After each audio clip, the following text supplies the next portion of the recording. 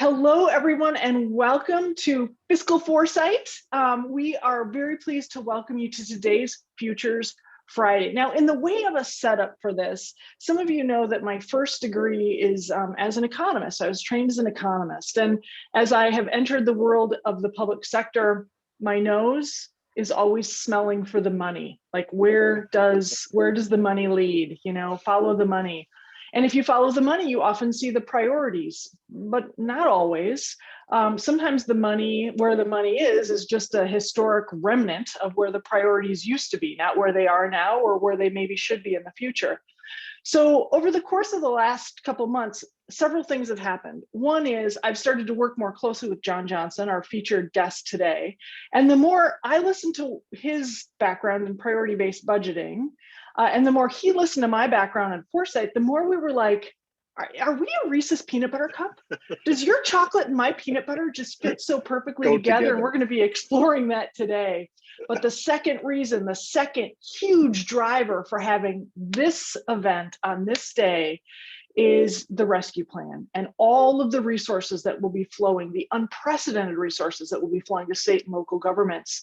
And how can we make the highest and best use of this unprecedented windfall? So my guest today is Jon Johnson. I keep wanting to say Dr. Jon Johnson. I mean, in my heart, he is. He's a PhD of finance and money. And I'm going to go in backwards order. Today, he works as the CFO and Vice President of Finance Administration for the Alliance for Innovation. Prior to that, he was the founder of priority-based budgeting, which you're going to learn today. Jon invented. How did he invent it? Because he was the finance director for communities across Colorado, for communities across Missouri. So I'll just name some of them: Jefferson County, Colorado; Douglas County, Colorado; City of Blue Springs; City of Joplin; City of Kansas City, Missouri Aviation Department. He also was the director of financial services for Missouri Southern State University, one of the Joplin school districts. He's worked with ICMA as a senior fellow, the Missouri Government of Finance Officers Association, Missouri Southern State University, and he graduated with his master's degree from Pittsburgh, Kansas State University. So if you've been in the space of local government for some time and you are a bean counting nerd, you have probably bumped into Jon a time or two. But today, Jon is going to join me specifically for the purpose of talking about how priorities-based budgeting and foresight fit together. So with that, Jon, I think you know, we take our signals and sense making very seriously as futurists. You've been on a couple of our calls as a participant and spectator. So I wonder, as you survey the landscape, what are some of the signals you're picking up right now? Maybe just one. Yeah, that's interesting. And I'll just say that, you know, because I've been around so long, I have been labeled the Obi-Wan Kenobi of local government budgeting. So that's that's where I come from in this, and I'm very passionate about it. But as I look around, I think there's two things that I think are signals I'm really watching and as I listen.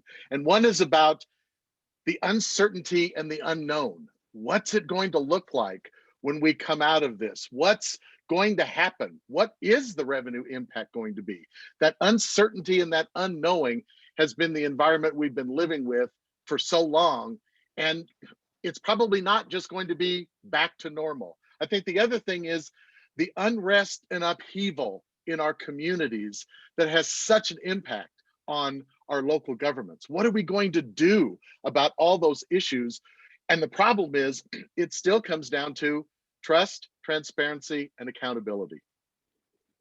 Good. Okay, Jon, thank you so much. So uncertainty, the unknowns, like we are in an unprecedented time of disruption. And then the volatility force factors of upheaval and unrest.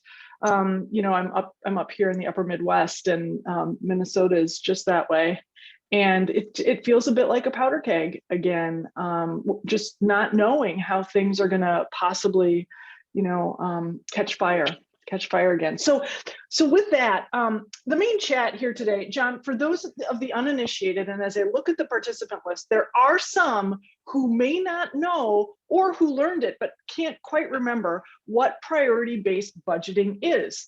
So would you give us your hot take as the founder on what priority-based budgeting is and your perspective of how it relates to foresight. Sure.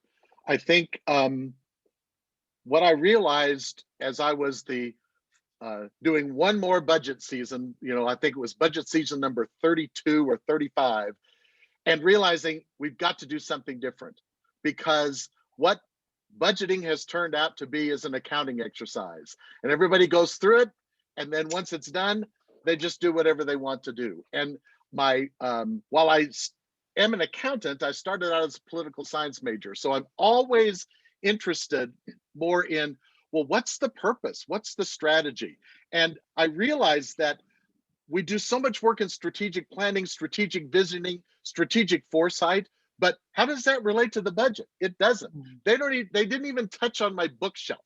The strategic plan and the budget document didn't even touch. And it's like, but they should be integrated. They should be interwoven. And so I realized I had to do something different. The Great Recession was coming up. I could see we were going to hit the wall. We were going to have make choices. And what were we going to do? Across the board, just across the board cuts, nothing strategic. But even in good times, were we using the budget as a strategic planning tool? No, it was an accounting document. And our goal, we balance it and we publish it and we move on. But what about the direction it's going to take us? What's the path? And I always love the Lewis Carroll quote, if you don't know where you're going, any road can take you there. Or Yogi Berra, who really made it even better, if you don't know where you're going, you're going to wind up someplace else. And we want to get to an end result. The budget is a plan that leads us to something. And I realize we have to align the way we spend our resources with the strategic direction we want to do, with the priorities of the community. And so I came up with the idea that we have to answer three fundamental questions, which private business answers all the time, but local governments couldn't give me this answer. What do we do? How much does it cost to do what we do? And why are we doing what we do? So they're basic questions. And as I ask those questions, people look, well, we do public works. No, that's your organizational chart. What does public works do? And then you find out elected officials don't know, citizens don't know. And when people go, well, you spend $10 million on public works, there's got to be room to cut. Well, they're just cutting a number. What are the programs that people are offering? That's what you have to focus on. And what I found is, as we go through this exercise, it changes the whole conversation and the dialogue. When you go to a restaurant, you see the menu, you don't see the ingredients. You don't talk about those. You talk about the entree that you're going to get. Well, we talk about line items in the budget. What are line items? They're the ingredients. Why do we spend time talking about the ingredients when we should be focusing our conversation on what we're serving and what we're doing? And do people like it? And is it done well? And that's where we really have to start. But what I found out was you can't just launch down a new budget process without answering one other fundamental question. What's our fiscal reality? As the finance director, the budget guy, I knew, but I had it in my accounting documents. And I would hand my 600-pound budget book and my comprehensive annual financial report. And as I walked away from the podium, some poor elected official who forgot to turn off their mic would go, well, what the hell was he talking about? And they're the ones making the decisions and they don't understand. So I backed up and said, we've got to understand our fiscal reality. And Rebecca, I think there's a slide of just a simple graphic that I've encouraged organizations to use that will help us see what their fiscal health looks like. And it's not complicated, but what it does is it keeps you focused on, here's where we are. Is this the one you're thinking of, John? Go down to the end, Rebecca. Go down. No, it's the other slideshow. It's not on that one. Oh, I'm sorry. I'll try to pull that up quick. Okay, we'll keep talking. The thing that's interesting is if people don't know what the fiscal picture is, they don't know what fiscal problems they're trying to solve. Do we have more money than we need? Do we have less money than we need? But the other problem is we've got to keep focused on what does it look like 5 years down the road, which is where foresight comes in and why I call it fiscal foresight. You can balance the budget this year, but do you understand what the consequences of the decisions you're making today will have on your organization, your community, 5 years in the future? That's where we need to be looking as we put the budget together today. So the important part is making sure everyone, every department head, every staff member, every elected official, and your citizens understand your fiscal reality.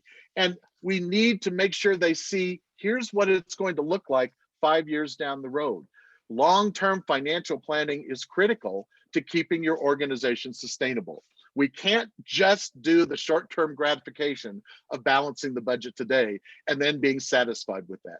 We've got to apply that foresight. So once you get everybody where they're comfortable with what does our fiscal reality look like today and 5 years down the road, then we need to go through the exercise of saying, so what do we do? And like I said, the problem is, well, we do public works, we do community development, we do parks and recreation. What is that? What are the programs that are in there? And I've seen countless times where all of a sudden light bulbs go out with your elected officials and your community when you're talking programmatically and not departments or line items. Because again, hey, John, yes. real quick time out. You're on a roll, man, and I love it. Let's back it up just real quickly. The first three questions remind us. What do we do? Yep, what do we do? How much does it cost to do it? Yep. And why do we do it at all? How much does it cost? And why do we do it at all? And I'm sorry, my email is kind of giving me a cold shoulder right now, so I'm not going to be able to pull up that other slide deck. But that's okay, no problem. Let's put the one up where we've got the consolidated plan, because you're starting to go down the tracks now, right? So yes, that's correct. John and I put our heads together on how we could show this on just one slide, kind of the whole phi mamma jamma. So here you go. If you take a look at, I think, John, you're starting on the right side, the items in blue for the staff, right? So we started here where we all have to come together to understand the fiscal reality. Then the internal organization starts down the path of what do we do by identifying the programs and services you offer. So we stop talking about public works. We start talking about snow removal, street repair, traffic signalization.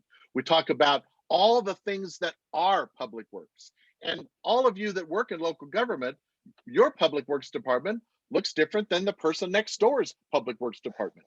But if we just talk about public works, it's a government phrase that nobody understands. So we have to get down to developing that menu of what we do.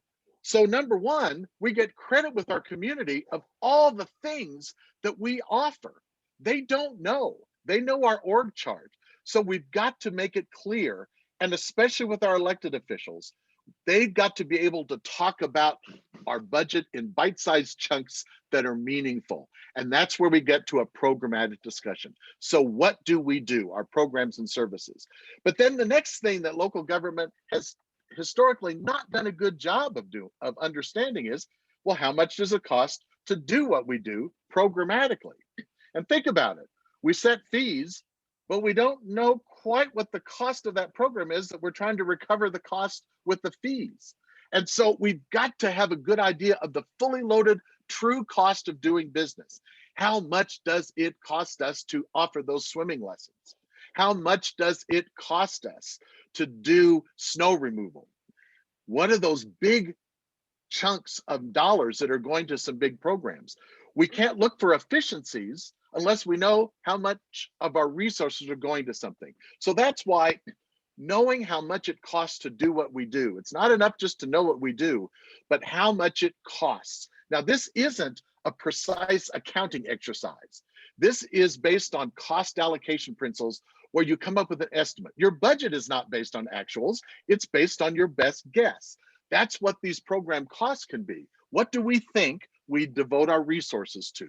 What time of our staff is being devoted to this. And let's assign a good estimate of what that costs, so we can at least talk about this program and what it costs. And so Hey, John, that's where, yes. could I just interject real quickly? What it feels like to me, the magic of these like first two questions, what do we do and how much does it cost? I don't know how many people in the house are like spring cleaning nerds, or if you got swept up in the KonMari craze. But what it feels like you're doing is like, I have this one closet where it was like one of those closets where you'd kind of put your shoulder into it to just make sure it latched. But like we took the time, we opened that son of a gun out, we emptied everything out of it, cleaned it thoroughly, and then made really careful decisions about whatever we were going to kind of add back in or edit out or donate or recycle or whatnot. And this reminds me a little bit of that, like actually taking everything that the entire local government does, pulling it out and saying, this is what all of this costs. There has to be some sort of like exhale of like, oh, it's so good to just see it all. Well, and that's such a great analogy, because as local governments who have implemented this process, most of them don't know what was in the closet in the first place, because it's been in there a long time. Right. And the surprise and delight or shock that your community or your elected officials, I didn't even know we did that. Where did that come from? And I've got more stories than we can even go through, but that realization that they don't even know what we do.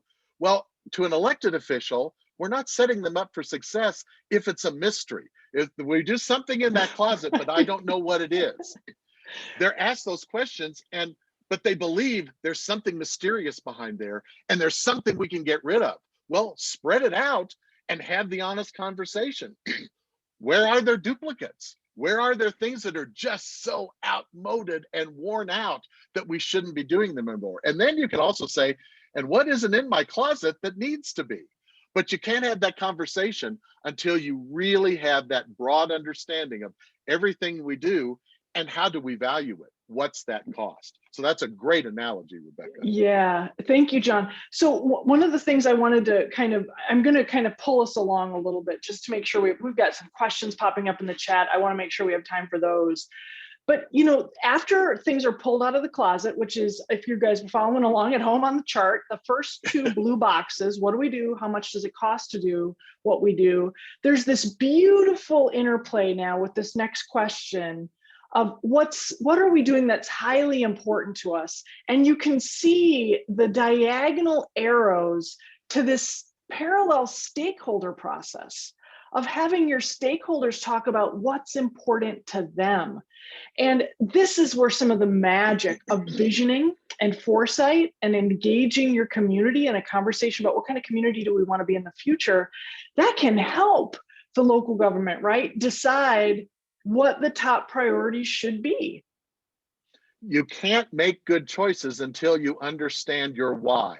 And I'm a strong believer in Simon Sinek and start with why. You have to be able to articulate that. And again, it's a weakness in local government. Why are we here? Why do our citizens, our community look to us? And that's the question that we're answering on that other side. But the other part of this is that's the role of your stakeholders. Your community has to help you do that. It's not up to each department to determine their own why. We have to have an organizational why. And then we've got to say, what is it that we strive to achieve and we continually work for? It's that vision of the why that is so important. And now that we've got that, then we can say, so if we know our why, and we know our what, well, let's compare them. And that's this step in the blue side. How do we use an objective way to determine what we're doing? How does that achieve our why, our reason for being, our John, results? Why don't we show them some of the results maps? Because I think this is a really nice moment so John's invented this results map process where you engage your stakeholders, right? And you're talking with the staff about what is it that we should do. And we brought several examples along. So here's one example, Chandler, Arizona, right? This is how they defined safe community. Like one, because I think, this wasn't their only priority, was it, John? It was just like one no, of their priorities, right? we look and, you know, most people will have something like safe community and economic vitality and maybe access to culture and recreation. But in most communities, you won't be surprised that most of them say something about the safety and security of the community. Now notice, it's not public safety, it's not a department, it's the concept of being a safe community. And what this process does, it takes you out of the department silos and says, what are all the things that we do that help make the community safe? Well, there's a lot of things that you do in your infrastructure, your street department, in your parks and recreation programs. There may be things that help you build a safe community. And that's where you can say it's about the safety of the community, but what does that mean to you? And in Chandler, Arizona, you can see that one of the things was offering a variety of after-school programs that engaged youth and families. Well, that's not public safety.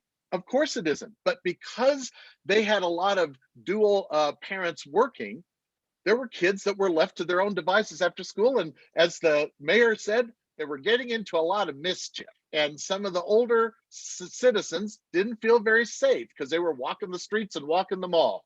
So all of a sudden, Parks and Recreation and Library can demonstrate programs that achieve the safe community. But you to go to another organization, they develop a different result map that really helps talk about what it means to us. And for them, street flooding was a real problem. And so they're telling us, we want a safe community. That's the long-term goal. That's what we're trying to achieve over and over again. But then how we define it is really important. And this is where you engage your stakeholders. What does it mean to you? It also means that you're probably never going to say, well, we've achieved a safe community, but the way you have success and those definitions in the result map may change. You have to refresh those over and over again. Keep asking the question so that you are focused on, this is what the priority of the community is or needs to be. And it's where the foresight comes in. But as you can see, this gives you an objective way to evaluate those programs, because now you know, does it achieve a safe community? Well, it has to meet one of those or two of those or three of those definitions on the result map. So what we have here is, you saw the Chandler, Arizona, how they define safe community using those stakeholders, right, to help inform this. Then you've got the city of Wheat Ridge, Colorado. Also, safe community is also important to them. But look at what's in these circles, very different. Let me show you one more. This is Kalamazoo, Michigan. This is how they're defining a safe community. So what I love about this stakeholder engagement process, John, is, you know, you're allowing each community to interpret and define what being a safe community means to them. And then with these 6 or 7 buckets, then I, as the library, as you mentioned a moment ago, I can say, which of my programs do align with this? In some communities, maybe none. In other communities, maybe several, like after school programs and so forth. So let me jump back to this other, first slide here, and come back to this. So the results maps are created in the left there, right? The left in green, the stakeholders saying, what are our strategic results? And we're defining what they mean to us. Then those are filtering in to the departments, being able to say, all right, this is what our community thinks is important. Here's all the stuff that we pulled out of the closet. Now, what would we put back in and under what priorities? So John, then there's this magic thing that priority-based budgeting does that I just feel like is the ninja move, which is, you're also assessing if the city is competing with local businesses around delivering these services, if there are redundancies. I mean, there's a whole nother layer of brilliant discernment before you start putting those items back into the closet, if you will.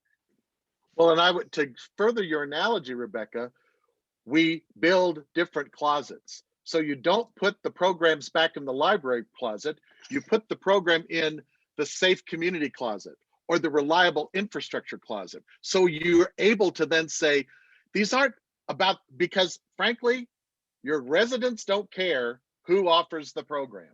All they want is the program that provides the end result that you've identified. And so while you pull them all out, you create different closets, and then you put programs in based on what they do.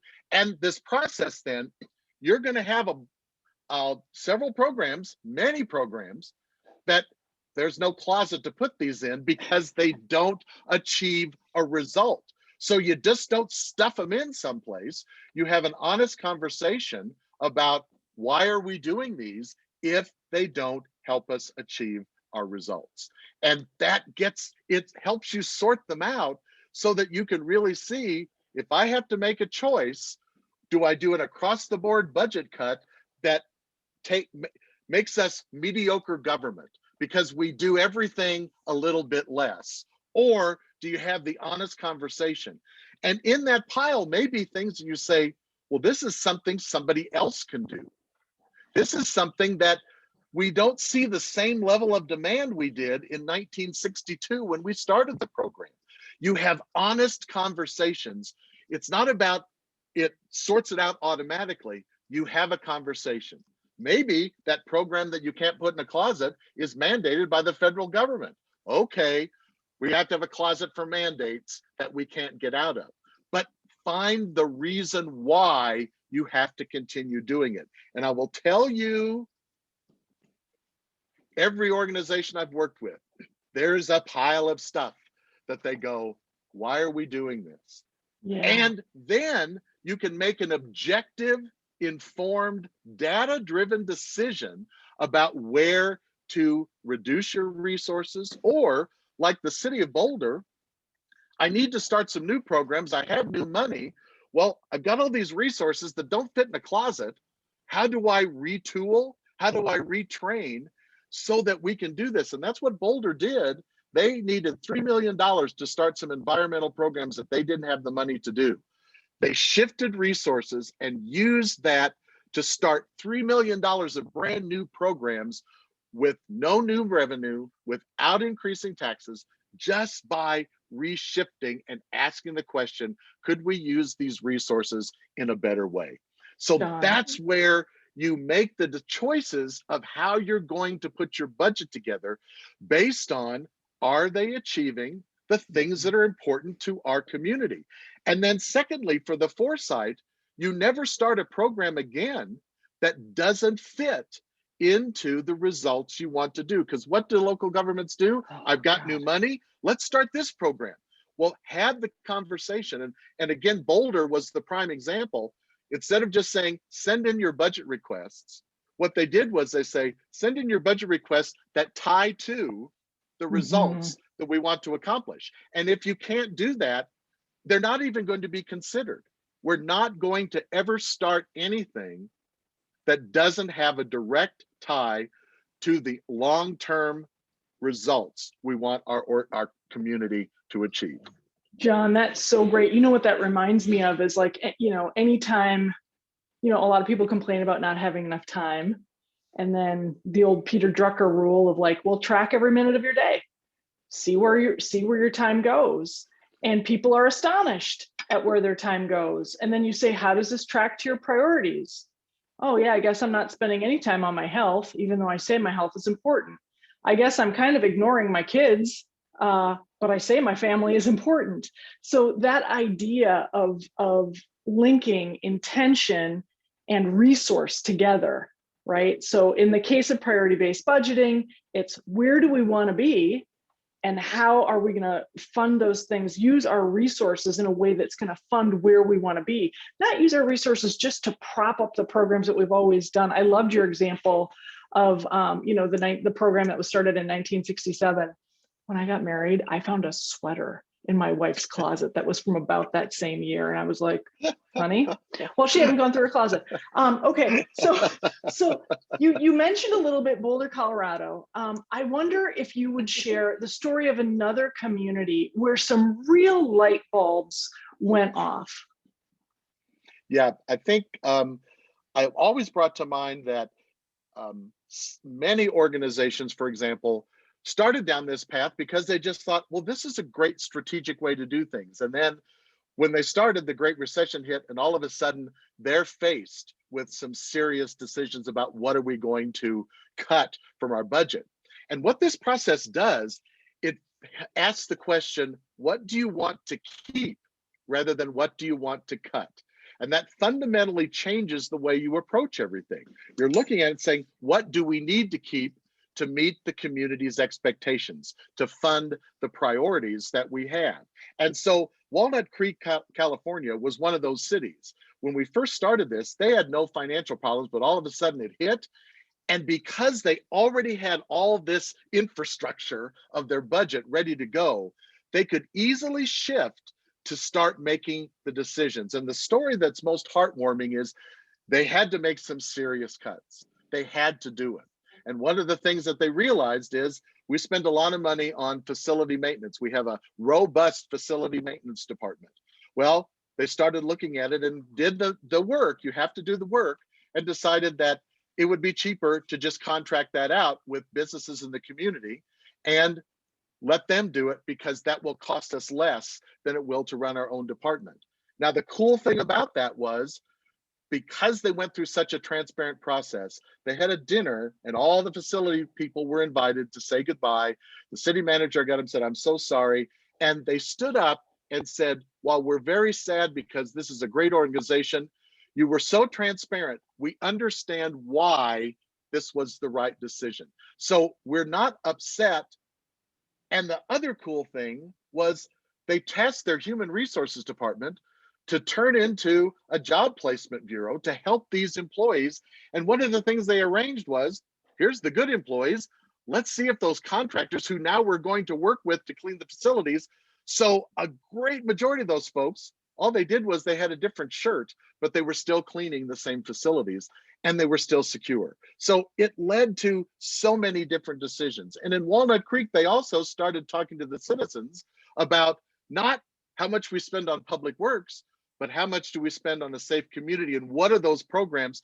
They developed this budget book that didn't look like anything I'd ever seen because it had no accounting schedules. It was like, here's what we spend on these programs to make your community safe. And they had little blurbs and little examples, and it was great. Englewood, Colorado, the result map exercise, while it helped them with their budget, they also realized, well, this is what we should be basing all our decisions. And what they did was they blew up those result maps, posted them in the council chambers, and disciplined themselves to say, when we talk about something, we better look and see, how does it fit? Can we relate the decision we're about to make to the results that our community has helped us identify?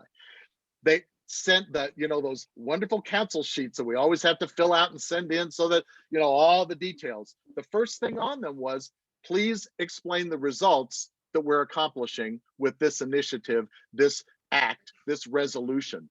And they got used to the fact that everything was connected to their strategic results, their outcomes, their why. And I think those are the other things that really make a big, big difference in the conversation, because the whole purpose is you still have the same stuff, but you're talking about it differently. You're thinking about it differently, and you're sure making better choices because you see everything so much more clearly. Hey, John, we've gotten 2 questions about this. I'm imagining, I'm not sure this is true, but I'm imagining there are some people on the call who are like, oh my God, my local government would never go for this. Our budget department are full of people who wear starched underpants.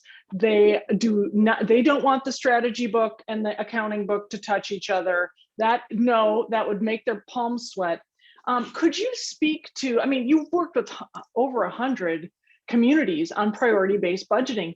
Is there something about the culture within these organizations that opens them up to this? Is it like, I think you mentioned like Katie Simon Holland brought the first school district to priority-based budgeting. And a lot of us know Katie, and she's very innovative and she's very pragmatic and she's a leader other people want to follow. Is that what it takes? Is a kind of the chief administrator or the city manager or the county administrator to say, we need a different way of thinking about this. Is that the kind of culture you have to have? Tell us more. There has to be a culture that's receptive, and it starts with your department heads, your elected officials, and your administration, your management.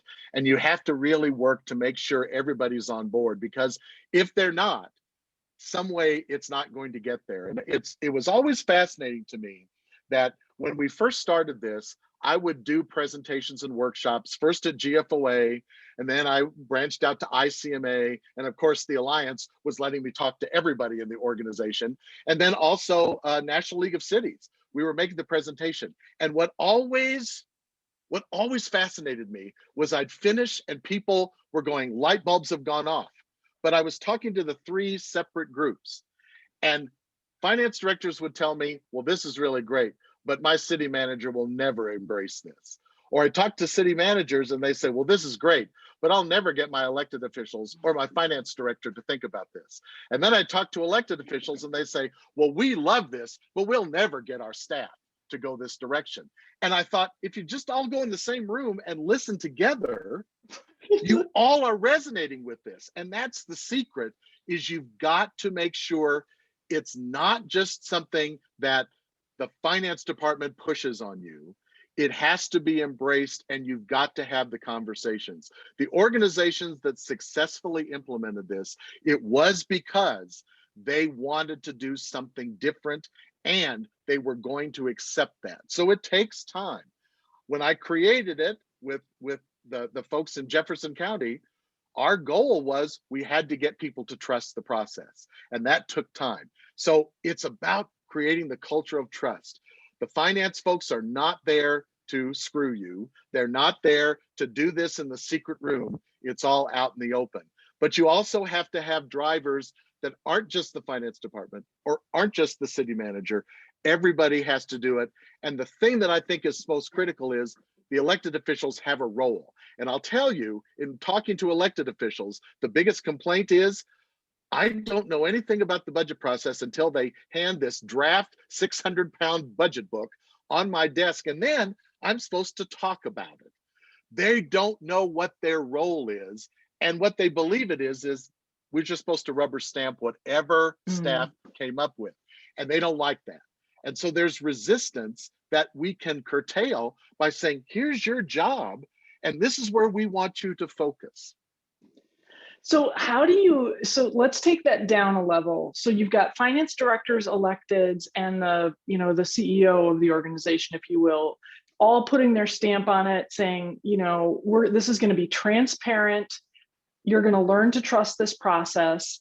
But then you've got to get others within the organization. Like, I'm imagining we all have that person who will just withhold information because she or he feels like it's the only power they have. So is there a technique around the change management that's required to not only get everything out of the closet, but then to also not just shove everything back in the closet? Because for people who are afraid of change, they would rather just have it all in the closet like it was right before, and they don't want to part with anything. And anyway, what do you say, John, about the change management piece? Well, I think it's all about, one of the things that I did differently from the very start was, usually you kick off the budget process and you say, bring everybody into the room and say, here, go.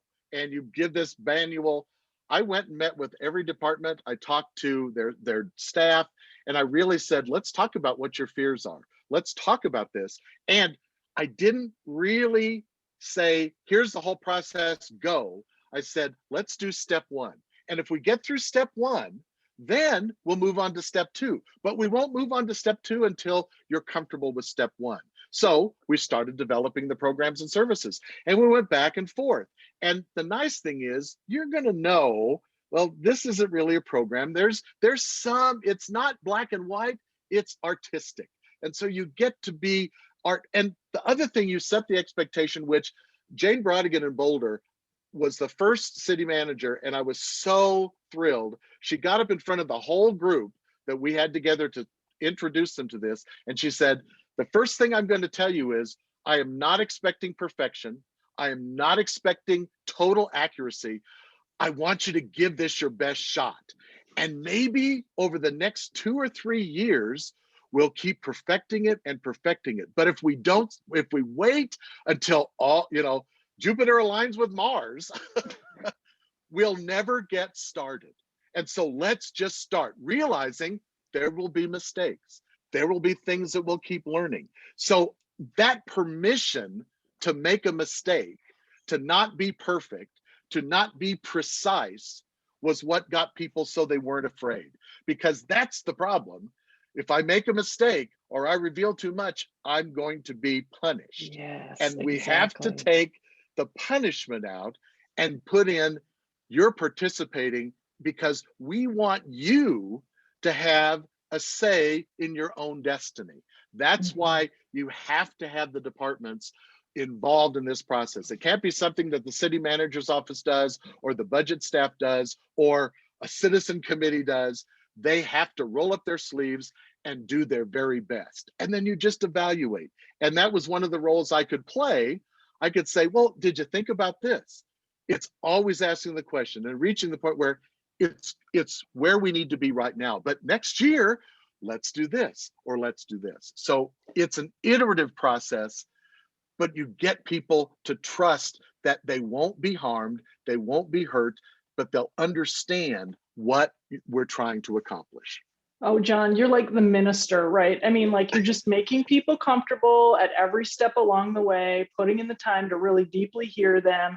Jane's advice at Barbara Hughes just mentioned in the chat, like not having to do it right is such a great relief. I mean, it creates immediate relief.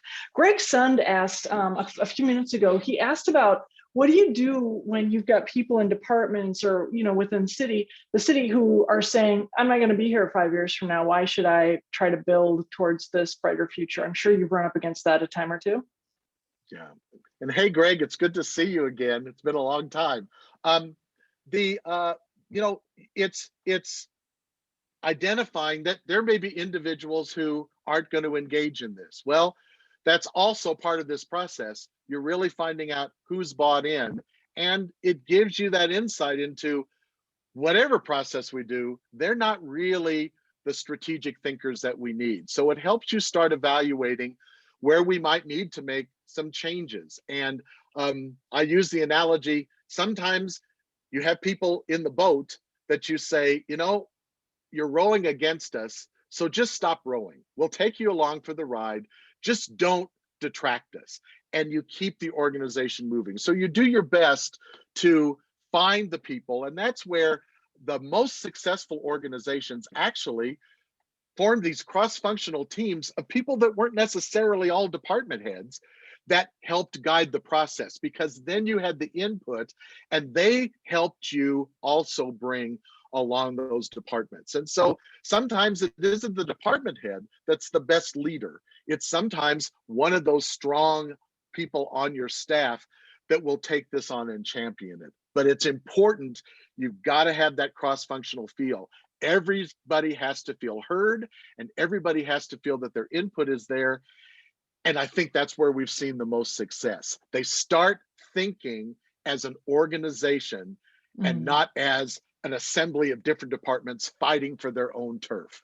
They're fighting for the organization and the good of their community. That's what the end result of this is. And there's in every department, there are lots of staff. That's where their heart is. You have to find them and then give them the power to help you push this through.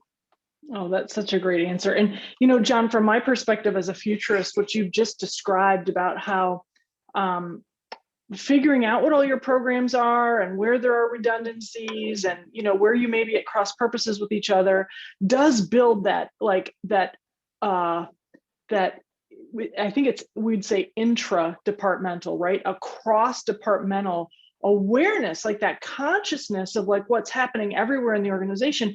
And as a futurist, I look at the wicked problems that we've got to confront, and they don't belong to a department. We have to be able to build the musculature for cross-departmental teams to be able to agile up, solve some things, resolve back to their day-to-day work. And this feels like, even if this didn't have outstanding results, long-term results, community-facing results, just this activity is something that could really help you build that intradepartmental cohesion, awareness, and strength of working together that's going to be needed for us to face, some of the things that we're facing. Well, and I think the fact that the decisions are going to be based on the data you have on objective criteria. It's not like, well, I don't like that department, Right. or I don't like that program, or what do libraries do? They need their chance to show what they do. And it also gives people a chance to say, well, I'm doing this. I don't see the connection. How do we revamp the program to make the connection? So it's not just a cutting tool. You don't just say, up, this goes. It's about the conversations. It's about talking, and it's talking with each other and getting outside opinions. Well, how could you make it more valuable? That's the way that you make this, the conversation becomes interactive, but objective, not based on, I don't like them. It's based on, I don't see the purpose. I don't see the why. Right. Melissa Moore asked, how do you respond to the policymakers who use outcomes and outputs interchangeably? Is there a term that you use? And that's why I kind of created this idea of results. What are you trying to accomplish? What are you trying to achieve? And that way I'm not using those terms that can be interchangeably. And that's where then at the end of this, you don't stop by just saying, okay, I've put it all in the closet. You really need to go and check and see what are the things that are coming from this. And while we talk about outputs, that's usually not telling us if we're successful. How much we do of it isn't the important. It's how is it impacting the result? And that's where I talk about key indicators, metrics, or performance measures, but you can have a blend.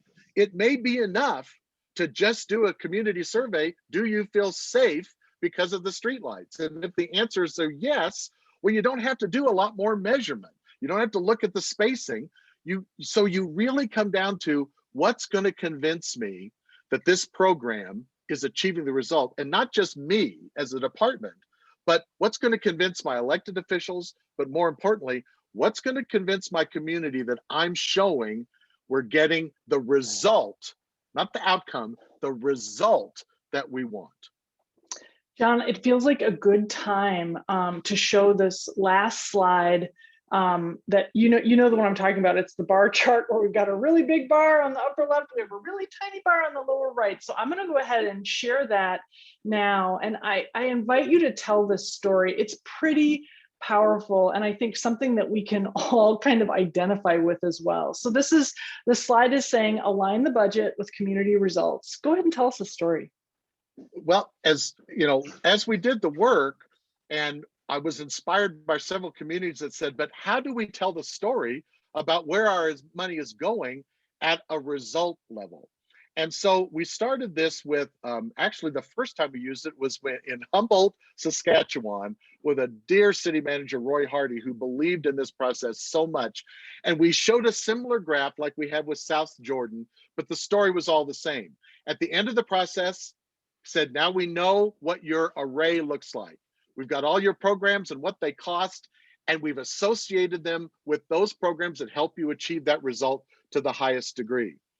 Here's how your money is being spent against all the results. So for South Jordan, along the bottom are their 7 results that they identified as being the things strategically they needed to achieve. And as they looked at it, they said, oh my gosh, well, as the elected official, we really think economic development is something we need to focus on. And when they saw it's the least funded result that they have, they realized that maybe we're always drawn to, we've always got to fund public safety. We can't say no. And their epiphany was, maybe we're doing enough right now, and we need to focus on what are the other things we need to fund and we need to do. Not that we'll stop doing anything that's in the safe community, but maybe we're good enough for now that we need to start focusing on this. And it was the first time an elected official walked up to me and said, that's my job, to make sure we accomplish these things. And you just shown me where I'm falling down on my job at a policy level, because all you keep giving me is the line items. And that's all I talk about. And an interesting quote, Kathy Novak, a dear friend of mine who was president of NLC, she said, staff always accused us of, you're always getting in the weeds. Well, because we give them a 600-pound budget book with thousands of line items. And she said, if you don't want me in the weeds, stop giving them to me. Give me some, give you something like this. And she said, it would have fundamentally changed the way they talked about the budget, focusing on this picture rather than all those thousands of line items. Yeah, I'm gonna stop the share for now. I just gave everybody the last call in the chat. So this is last call. You can put your question in the chat, or alternatively, at the bottom of your Zoom screen, there's a reaction button. If you're not seeing it in the bottom tray, you might need to touch the 3 dots because that reveals more. And there's an opportunity for you there to like raise your hand, you can see. So if you want to raise your hand, and we'll have you come off mute and you can ask your question directly to John. But there is one other question from Angela Kring in the chat, John, I want to mention now is, can this work with the business community? Like if you were a chamber of commerce, and could it then gain traction with government as engagement moves forward? What do you think? You know, what's interesting, and I'll tell the story of Toledo, Ohio, their chamber was so interested in this. They heard the presentation and they said, you know, as a mission-driven organization, we're here to accomplish things for the community. So first of all, we said, absolutely, you've got programs, how do they accomplish your results? But the second step they did was they said, but what if the city did this? What if our school district did this? What if the county did this? And I said, well, if you're all aligning around community results. And so the Chamber of Commerce actually funded the work for the city of Toledo to implement the process because they could see the value. So while they did it internally, they also could help with the other entities. And what I encourage is some of your most important stakeholders are those community agencies that support the work of your community. And at the minimum, they should be involved in the discussions about results. Don't leave out your school district, because if you haven't seen the direct connection between the success of your school district and the success of your local economy, then you're not looking at things correctly. They interface, and you can dump all the money you want into incubators to set up new businesses. But if your school district isn't doing a good job, that's money going down the drain. Conversely, if the school district's offering amazing opportunities, but it's a really sucky community to live in, it's not going to help them either. And so you've got to work together. And that's the beauty of this. Don't stop at just your own city organization. Start branching out so that all of you who are focused on the well-being of your community are working together to accomplish those results. And how do we work together so there's no redundancy, but we're rowing all together to get us where we want to be? Yeah. John, we're going to do a lightning round. We've got one final question in the chat from Banji Garcia, and then I've got 2 closing questions for you that are kind of big ones. While I'm doing that, I want to let everybody know that we are going to offer a small focus group. Like if any of you are really interested in like bringing this to your community or to your organization, John and I are going to convene a focus group, because John is not doing this full time right now. He's, you know, we're kind of bringing him out of retirement, if you will, to talk about this. But the reason is because of how important the timing is right now. Right? We think there is a new opportunity for citizens who want to be engaged in setting priorities, defund the police.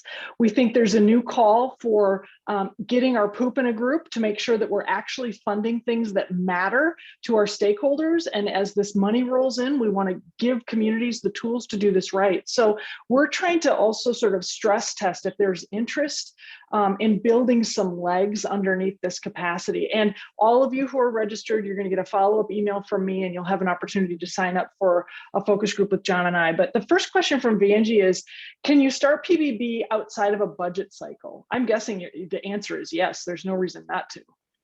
And I encourage people to start it before the budget cycle, so that when you're ready, that's what I did in Jefferson County. Let's get the infrastructure built. Let's get the results identified. Let's get the programs there, what we do, how much it costs, why we do it, and get them evaluated. So when it's time for the budget, you can start changing the conversation. Yeah. So you're ready to do it. Now, it doesn't mean you can't do it in conjunction, but it's so much better before you start that whole budget cycle process.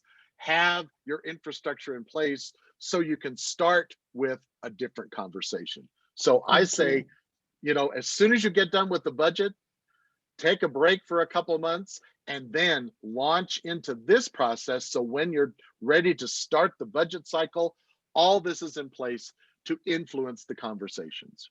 Okay, John, let's make these last two questions quick ones. In the current context, we've got two forces that are huge, and I wonder what your words of advice are for each of these. The first one is political tribalization, polarization.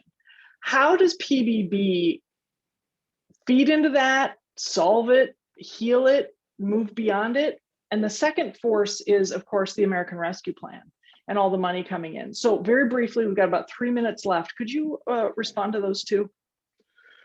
I think what I saw with the political polarization, when I started this, it was really at the height of the Tea Party movement. And there was a real difficulty with councils being divided and communities being divided. And what was interesting is, because we're getting down to these objective things, what do you do? How much does it cost? They all rallied around, it'll help me make my point. And the thing that was interesting is, if you look at, well, there's $10 million in a public works budget, there's plenty of room to cut. When you spread out everything on the ground and say, okay, let's objectively figure out what are you going to stop doing, it was harder for them. The people who wanted less government, well, we can't do this. And then they're really stepping up and telling the community, we're not going to do this anymore. Well, that starts getting the reaction. On the other side, those who are there saying, well, now we're identifying what we're doing that doesn't make any sense to me because we should be doing this. So they rally around it. It involves, it changed division. I had an elected official come up to me, just giddy, John, you've taken the politics out of the budget. And then they looked back and they went, but John, you've taken the politics out of the budget. And that's the realization I've seen in several places, that we are getting it down to, let's make an informed decision. Now with the American Rescue Plan, we're going to have money coming in. People are going to say, wow, we've got to be strategic. We can't just say, let's just do this and this and this. First of all, does it accomplish the result? Let's not spend it on something that isn't tied to our strategic results, where we want to go. You've got to remember, it's one-time money. We're not going to get this boost every year. So be careful in making sure whatever you spend it on, you understand the ongoing impacts of that, so that you're not putting yourself into a bind several years later when that money is gone. But I'd say focus on three things. How can you use it to help you reopen, revitalize, and reimagine? That's one of the things the Alliance is focused on, especially with our guiding principles of local government, our anti-fragile, which go to our website. I could talk about that all day as well, and maybe we can bring that into the conversation. But you've got to make sure you're asking, when I use these funds, is it accomplishing? So make the list of the results, the outcomes, you will, that you want to accomplish with this money. Is it going to help us increase equity and do away with disparate impacts on our citizens? Is it going to build for the future? Is it going to help us deal with emergencies like this that may come up later? Is it an investment in the future of our community that's going to make it better? Is it a way that we can improve antiquated, inefficient, and outdated things that we do?